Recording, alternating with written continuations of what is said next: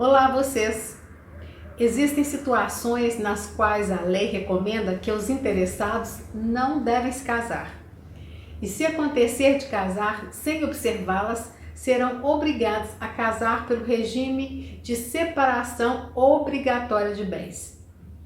Como venho recebendo perguntas sobre herança e quando os cônjuges ficam fora do direito sucessório, decidi falar de forma mais abrangente em quais situações uma pessoa não pode se casar.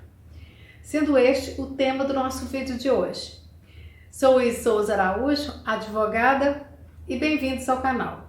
O Código Civil Brasileiro enumera em seu artigo 1521 as causas impeditivas de casamento e no artigo 1523 as causas suspensivas do casamento, ou quando não devem se casar. Vou falar primeiro sobre as causas impeditivas e darei exemplos para melhor compreensão. A primeira causa: não podem se casar os ascendentes com os descendentes, seja o parentesco natural ou civil, no caso de filho adotivo. Também os afins em linha reta, que são os filhos, netos, bisnetos, tios ou primos. E também não podem se casar o adotante com quem foi cônjuge do adotado e o adotado com quem foi cônjuge do adotante, os irmãos unilaterais ou bilaterais e demais colaterais até o terceiro grau, inclusive. Também o adotado com filho do adotante e as pessoas casadas com cônjuge sobrevivente por tentativa de homicídio. Nessas situações, o impedimento pode ser declarado até o momento da celebração do casamento. Mas digo que o momento é o da celebração perante o cartório de registro civil, porque é o que possui validade jurídica e possui efeitos na vida do casal. E nessas situações, o casamento será considerado nulo, como se nunca tivesse existido. Falei sobre as causas impeditivas. Agora vou falar sobre as causas suspensivas e quando existem pendências que podem suspender temporariamente ou permanentemente um casamento e que tem como objetivo a proteção ao patrimônio. Mas vejam, o casamento pode acontecer, mas terá como consequência a sanção patrimonial, ou seja, o regime será obrigatoriamente o da separação obrigatória de bens. São 4 as causas previstas em lei e vou enumerá-las com exemplo. A primeira, quando o viúvo ou viúva tem filhos do cônjuge falecido ou falecida e ainda não foi feito o inventário dos bens do casal e a partilha desses bens aos herdeiros. Essa condição serve para prevenir confusão dos bens do casamento anterior com o atual. É uma proteção ao cônjuge e principalmente aos filhos, ao patrimônio dos filhos. A segunda causa suspensiva é que não pode haver casamento nos 10 meses seguintes à morte do marido, ou da anulação do casamento ou divórcio. Por quê? Durante esse período a mulher poderá estar grávida e não saber. É uma maneira de ter cautela, pois se nascer uma criança nesse período de tempo, haverá a presunção de que o filho seja do pai falecido ou divorciado e poderá comprometer seu direito como herdeiro.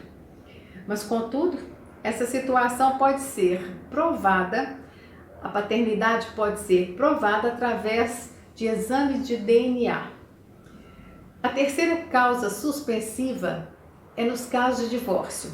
Existindo bens patrimoniais e ainda não houver a homologação da partilha do casal e a pessoa já divorciada quiser se casar novamente, terá esse direito suspenso. Contudo, vejam vocês que essa condição suspensiva, no caso de divórcio, causa uma certa confusão, porque há previsão legal de que o divórcio ser decretado mesmo sem decidir sobre a partilha de bens. Mas sendo assim, para haver novo casamento, deverá aguardar a homologação da partilha anterior. E a outra causa suspensiva na qual não deve haver o casamento é a pessoa tutelada ou curatelada com o seu tutor ou curador, nem com os seus descendentes, filhos ou netos, com os ascendentes, pais, avós, irmãos, cunhados e sobrinhos deste curador, enquanto persistir a tutela ou curatela, e não tiverem sido apresentadas as prestações de contas em juízo. A lei estabelece essa condição porque, infelizmente, pode ocorrer a coação do tutelado ou curatelado em se casar com alguém do interesse do tutor ou curador, e assim causar prejuízo patrimonial para o incapaz. Mas quando digo que não deve se casar, é porque uma vez comprovado que não irá causar prejuízo por inexistência de patrimônio, por exemplo, o casamento poderá assim ser realizado. Também em todas as outras causas suspensivas que mencionei.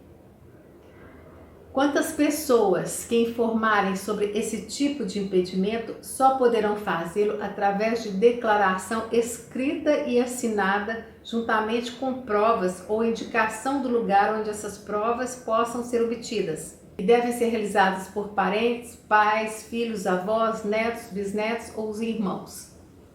Mas é importante dizer que caso a oposição seja feita de má fé, a pessoa será responsabilizada civil e criminalmente. Como disse no início, não há impedimento para quem quer se casar, desrespeitando as causas suspensivas.